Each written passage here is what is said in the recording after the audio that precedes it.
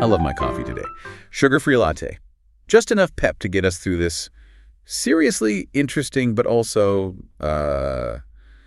seriously heavy topic we have teed up. It's a great start. Good morning, good afternoon, good evening, no matter what time zone you're joining us from. Welcome back to Sip&Talk. Welcome, welcome, Sip&Talkers. Prepare yourselves for a truly fascinating one. Did you catch that news story over the weekend? We have a super interesting topic today. AI monitoring kids. I saw the headline and I just had to laugh. It's so wild. Oh, I certainly did. You must be talking about the whole phenomenon of Chinese parents using ByteDance's Dubao AI for tutoring and, well, full-on child management, right? It's getting massive over there. Exactly. And it's China again. I'm telling you, I honestly feel like if it weren't for China, our topic pool for Sip and Talk would be, like, half empty. You might be right. They just always seem to push things, technology, governance, geopolitical issues, to the absolute extreme. It makes the whole world just have to stop and watch. Sometimes, I swear, I almost want to thank them for giving us so much to talk about. Hang on, I think I'd have to fact-check that statement. I think the proper term for that would be material monopolization under Chinese characteristic digitalism. Oh, I like that. They consistently provide these application scenarios that are just so powerful, they become genuinely unsettling, which, makes them the perfect, if slightly chilling, case studies for a big ethical debate. And this Dubao AI is a flawless example. It really is. I'm like, Asian Parenting 2.0. So, okay, our mission today is to really dive deep into this Dubao AI parenting thing that's all over the internet in China. We have to ask the big question, is this a magic tool that liberates parents, or is it just a digital shackle for kids? And we also have to talk about how a state can be so good at spotting, say, a flag that's hung the wrong way, but somehow fails when a child goes missing. That whole idea of selective digital governance. Okay, let's unpack all of that. We've got family dynamics, big tech, state surveillance. It's all here. Let's sip and talk. Okay, so let's start with the basics. What exactly is Dubao? It's ByteDance's large language model. Think of it as their highly localized, highly compliant AI agent. But when we say it's used for child management, we're not just talking about a little chat box. No, it's way more than that. It's an integrated system that gives parents this high-level digital management capability. And that's the part that, right out of the gate, introduces some pretty significant privacy vulnerabilities. It does, but the initial pitch to parents is incredibly persuasive. You really have to understand the context here. This isn't just about making life easier. In that kind of intensely competitive environment, for many, it feels like a survival tool. Absolutely. The AI is positioned as the ultimate efficiency booster. Right. And, maybe just as importantly, a safeguard for content. Exactly. We have to start with the positive sales pitch. They call it the super tutor. Dubao provides something that so many overstressed, time-poor parents just can't, an always-online, never-tiring companion. Yeah, think about the typical family dynamic. You might have a single child. Both parents are working these incredibly long, intense hours. Or maybe the child is being raised mostly by grandparents who might not be equipped to help with, advanced math homework. And the parents get home completely exhausted. They're facing these complex questions from their kids, or they're just getting asked the same philosophical question for the 10th time that night. Right. Why do I have to clean my room? Or what's the point of studying this? Exactly. And social media over there is just flooded with stories from parents about how the AI handles these conversations for hours on end. A human parent, after an 11-hour workday might just snap. But the AI, it just keeps giving these gentle, positive, articulate responses. That consistent, high-quality presence is really the core value proposition for them. It fills that void left by the parent's limited time and energy. And for the parent, that means fewer arguments, less shouting over homework. That's a powerful sense of liberation. It really is.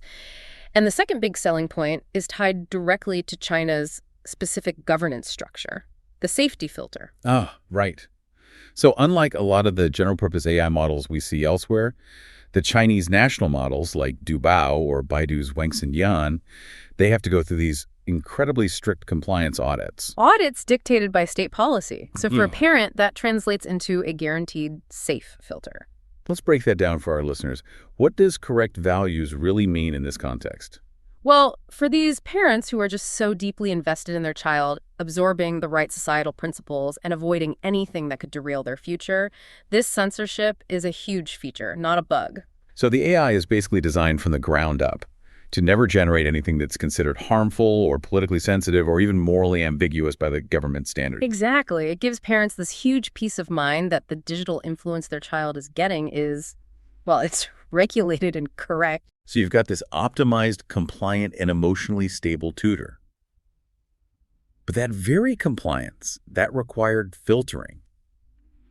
That's where we hit the first ethical layer, isn't it? This is what we mean when we talk about Chinese characteristic digitalism in action.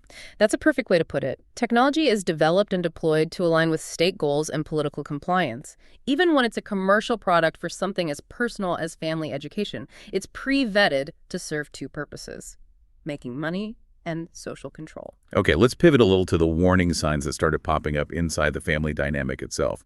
We see that clear duality. Is this tool a helper or is it a monitor?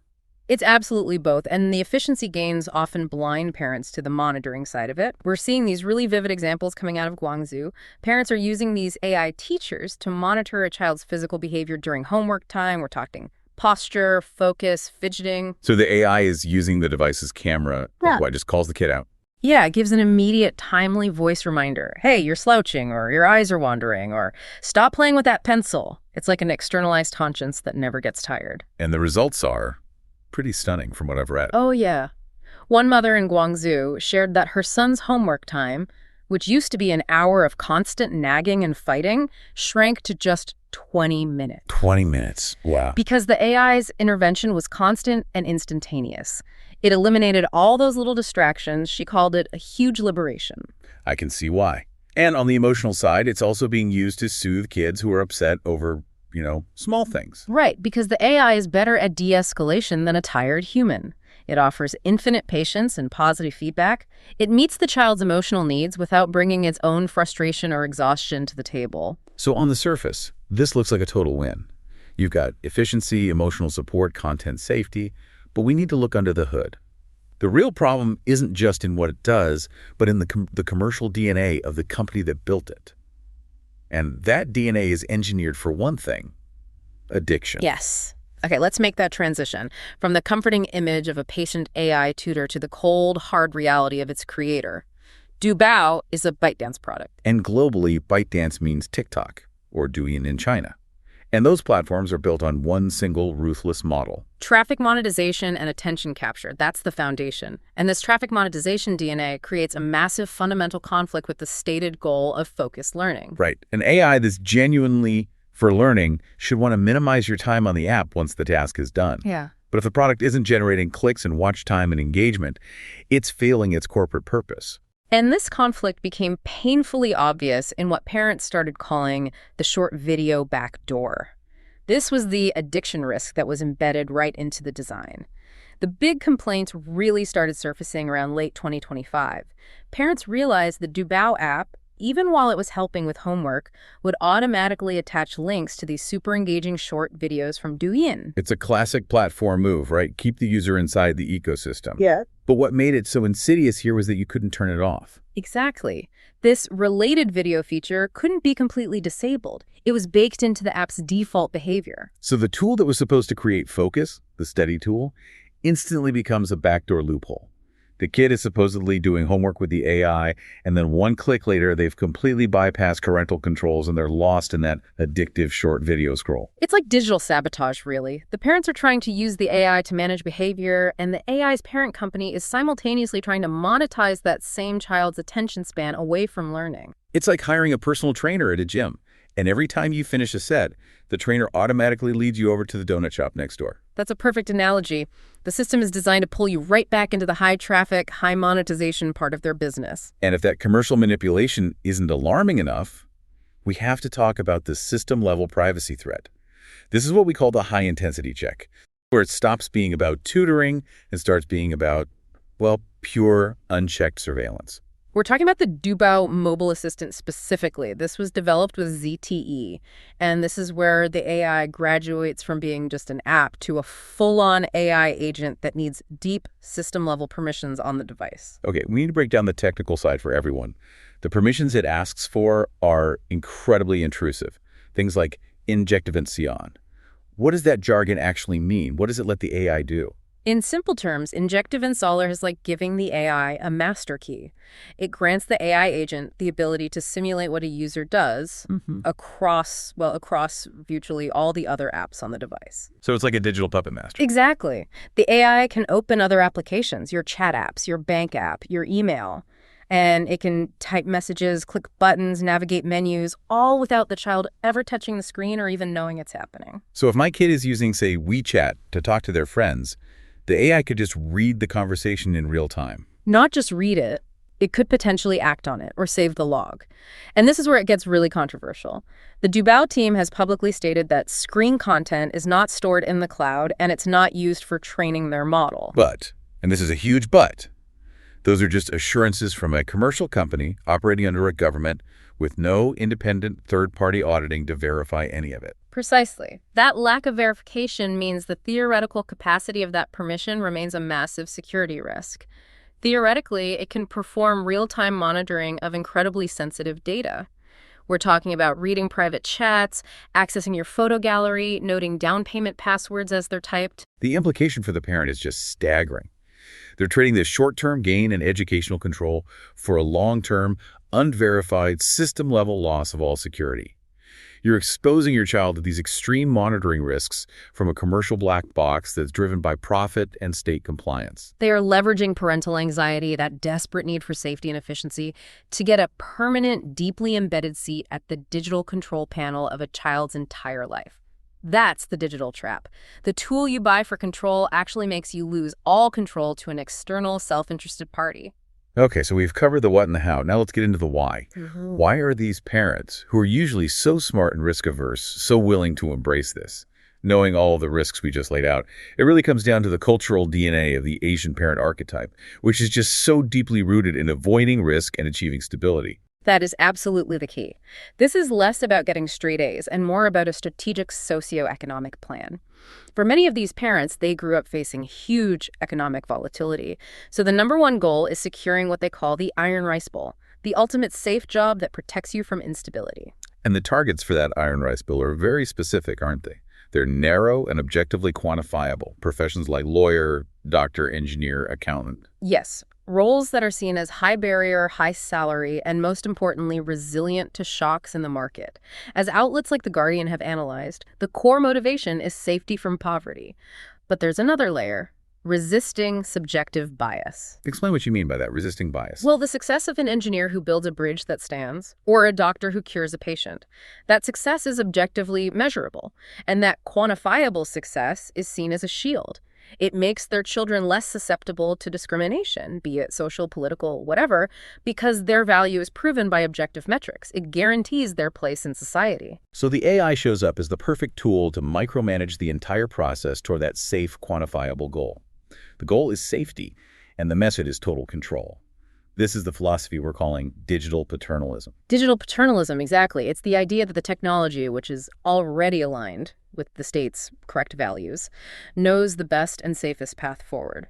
Using AI to screen all content, manage every minute of study time, it promises this clean, optimized path to success. But the trade-off is enormous. What is the real cost of living inside this digitally bubble-wrapped world? It's the cost of independence. It's the cost of critical thinking. By filtering the world so that a child only ever sees safe, correct, and productive things, you are fundamentally crippling their ability to develop self-management skills. They never learn to handle complexity or ambiguity or even just sheer boredom. It's like that analogy we talked about before the show. It's like giving a child a fully automated, state-approved Lego robot. It's safe, it's efficient, they'll build the right thing every time, but that child never gets to go outside, pick up a stick, and imagine it into a sword or a magic wand. They lose the capacity for valuable failure, that productive struggle. You know, the 5 minutes a human parent might wait before jumping in, that's essential for building resilience. If the AI instantly optimizes every single moment, the child never develops that internal muscle for dealing with frustration. They lose the ability to fail and learn from it. And this, for me, brings us to the most devastating point in this whole deep dive. I call it the digital irony. It's a paradox of investment. Lay it out for us. Okay, the supreme irony is that these parents are investing all this energy, all this technology, using these disruptive AI agents like Dubao to coach their kids toward these super stable, high-status jobs like lawyers or engineers. Oh, wait. And those are the exact professions that are facing the most immediate radical threat from the global advancement of large language models and AI agents. Exactly. I mean, look at lawyers. AI is already becoming hyper-efficient at contract review, document discovery, drafting standard legal briefs, all that routine work that junior lawyers do. It's being automated at an incredible speed. And it's the same for engineers, right? AI can generate code, run routine diagnostics, optimize standard designs. Sure, the super creative senior positions are safe for now, but those entry-level roles that are focused on routine tasks are directly in the crosshairs. So the parents are trying to future-proof their children by relying on a tool AI technology that is simultaneously blurring up the very foundation of that future. They are using a control mechanism that fundamentally contradicts the outcome they so desperately want. Now we have to zoom out. We need to look at this control inside the home through the much wider lens of state control, because the rhetoric is the same. The parental AI uses the language of care to justify control, and that model is mirrored perfectly by the systemic surveillance of the Chinese state. Yeah, and the scale of that state infrastructure is just, it's mind-boggling. We're talking about an estimated 600 to 700 million cameras, all part of the Tianwang or Skynet project. Mm-hmm. And that's combined with AI prediction systems, the social credit system. It all feeds into this central city brain. And the stated goal is always public safety and order. But when you compare the system's capacity with how it's actually used, you see this dark selective truth. You see incredible high political efficiency right next to shockingly low livelihood efficiency.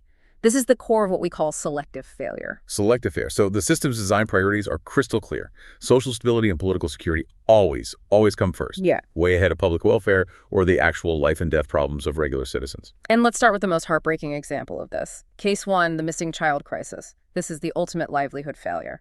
The stats suggest China sees up to 200,000 child disappearances every single year. The total for all missing persons in 2024 was reportedly over 3 million. And the recovery rates are... What? Tragically low. Abysmal. Sometimes cited as low as 0.1%. But how is that possible? If the Tianwang system can use facial recognition to find anyone in a major city in seconds, why does it just stop working when a child goes missing? The tech is there. That is the central, agonizing question that haunts Chinese social media. Parents consistently report that the system, which should be instant, is suddenly slow or non-responsive, or it's hit with these very convenient malfunctions. You hear stories all the time of local police saying, "Oh, sorry, the hard drive failed," or "the system was down for maintenance," right when the data is most needed. And this systematic failure, it leads to some really disturbing speculation online, doesn't it? There's this widespread belief that it's not a technical problem, but a political one. That law enforcement is unwilling to act because of links to illegal operations, like organ trafficking. That's the dark implication, yes. That the system is powerful, but it's only deployed on the state's terms. Now let's look at the complete opposite. Case 2, the political sensitivity triggers, where the system is hyper-efficient. Okay, like the flag misuse examples. The AI image recognition is apparently tuned to instantly lock on to any violating national symbols. It could be a flag hung the wrong way on a shop or a controversial bumper sticker on a car. And the response is immediate and prioritized. There are documented cases of car owners getting a phone call within minutes because of a minor issue with how a national symbol was displayed. It proves the system is running constantly and that its highest priority is identifying political violations, far above, say, finding a car involved in a hit and run. But the most chilling example has to be the sensitive chats case. This is pure 1984, but powered by modern AI. Around 2025, monitoring software in taxis and ride-sharing apps like Didi started using speech recognition to scan private conversations in real time. And the mechanism is incredible. The automatic speech recognition, the ASR, converts the spoken words to text instantly. Then natural language processing, the NLP, scans that text against a massive state-defined list of sensitive topics. Tiananmen, critiques of the economy, certain leaders' names. And if the conversation hits a keyword, the platform might interrupt with an automated voice warning. Or, far more terrifyingly, the police would call the driver or the passenger directly, sometimes while they were still in the car. that's critical evidence. It shows the system is an instantaneous voice alert machine. It proves it has the technical ability to process huge amounts of private data in real time, cross-reference it with location and identity, and execute an immediate law enforcement response. The conclusion from this comparison is just undeniable. The system's effectiveness is totally dependent on its place on the national risk list. Political issues are resolved in seconds. A citizen's life and death problem, like a missing child, is often just ignored. And the deepest tragedy is that the technology parents are using at home is built on the exact same logic as this macro-state system. The family is just replicating the national model of selective control inside their own four walls. Now, let's bring it back to the person at the center of all of this, the child. All this technology, this commercial drive, this political context, it has a very real human cost. The psychological toll of Dubao's constant corrections, or what parents have started calling super nagging. The cyber nanny, right? It's relentless in its video supervision mode. It's constantly giving these real-time voice corrections on posture and attention. Pay attention, little friend, or sit up straight. The benefit for the parent is obvious. It's a supervisor that never gets tired and never yells, so it reduces that parent-child conflict. But that immediate relief can hide a much deeper, more insidious psychological problem. The negative feedback loop is really twofold: emotional flooding and a kind of crippling dependence. Explain the emotional flooding part. It happens because the AI completely lacks the human concept of waiting. It doesn't allow for independent cognitive struggle. You know, when a human parent sees their kid wrestling with a math problem, they might give them a few minutes of silence, let them work it out. That builds competence. But the AI is designed for maximum efficiency, so it just jumps in way too quickly, right? It gives the answer or corrects the posture too frequently. And this constant, immediate intervention leads to this huge negative emotional response. Parents report their children crying or refusing to work or developing this devastating sense of incompetence. They'll just say, I can't do it, I have to rely on the AI. The child is literally outsourcing their own executive functions to the machine. And it gets worse because the AI is programmed with this flattering personality. It's always gentle, always positive. It never gets impatient. And kids get addicted to that predictable, positive reinforcement. Which creates a major sensitivity issue. They get so used to the AI's programmed tenderness that they become increasingly reactive to real human interaction. A parent's natural impatience or a slightly negative tone can trigger a massive conflict because the child is no longer equipped to handle the messiness of real communication. It just blurs that virtual real boundary. So in trying to find a gentler tutor, parents are accidentally making their child less resilient and more reactive to the normal friction of real life. The long-term psychological risks are profound. Some experts have compared continuous monitoring like this to a kind of prison. It's an environment that prevents children from developing the natural self-regulation and identity they need to handle complex emotions and, just boredom. If the AI is always there to correct your posture, tell you to focus, or give you the right answer instantly, you never learn how to recover from a mistake. You never learn to manage frustration. These are the absolute building blocks of being a capable adult. Now, to be fair, Dubao is trying to implement a minor mode to limit the short video problem, which is a start. But the real solution has to come from the humans. Experts are all recommending moderation, a strict daily limit, maybe an hour, and blending AI use with genuine present human interaction. The tech has to stay an aid, not a replacement. The second the AI becomes the primary emotional and educational provider, you are absolutely trading short-term parental convenience for the long-term psychological health and independence of your child. That's a trade no parent should be taking lightly. Wow. This has been an incredibly layered discussion. We've gone from a single-child household all the way to a vast network of state surveillance. Our whole exploration today really centers on this core conflict: the convenience and liberation that tech offers the parent versus the involuntary sacrifice of the child's privacy and independence. And when you analyze it through that specific lens of Chinese characteristic digitalism, you see this very clear, consistent logic. So our first conclusion has to be that this AI operates under strict design principles. It has to be compliant, filtering content for correct values. It carries this massive structural addiction risk because of ByteDance's need for traffic monetization. And just like the macro system, it shows that highly selective efficiency. Political sensitivity is high, livelihood service is low. It reveals the technology's fundamental purpose is control, not always care. Which brings us to our second conclusion: the parental dual anxiety and the digital paradox. These parents are driven by this intense desire for stability, for those safe, secure jobs we talked about. They use AI to control every measurable part of the process metrics, safety, behavior, to guarantee that stable outcome. Yet in doing so, they sacrifice their child's independence by handing them over to this commercialized, state-compliant black box. And there it is again, that powerful, devastating paradox. They are pursuing stability by using this cutting-edge, disruptive AI technology that is actively threatening the very professions they're pushing their children towards. It's a profound thought. Technology itself is neutral, right? But the governance logic, the political and commercial pressures it's placed in, fundamentally changes what it becomes. Chinese parents might just want their kids to win the race using the newest tools, but they haven't realized that the design of the track itself has been completely changed by the very same technology. That is the perfect summary. So here's our final provocative thought for you, our listeners, and it's one we should all think about no matter where we live. Are we willing to sacrifice our digital sovereignty and the freedom to make mistakes for a perceived guarantee of extreme safety and success? If AI filters out all danger, all complexity, all freedom from a child's world, how will they ever develop the resilience and critical thinking they need to navigate the real, messy, unfiltered adult world? And my final challenge to you is this. When you consider getting an all-powerful tutor AI, whether it's Dubao or something from the West, ask yourself, are you really buying a tool to help you parent? Or are you signing a digital surrender of power contract on behalf of your child, giving up their future independence for your own short-term convenience? A heavy thought to end on, but a necessary one. That's all the time we have for this edition of Sip and Talk. Thank you so much for joining us. And don't forget to subscribe to Sip and Talk for more weekly insights. And also check out our friend Mickey's YouTube channel, Mickeytolife, for great memes and travel vlogs. And we'll see you in the next episode.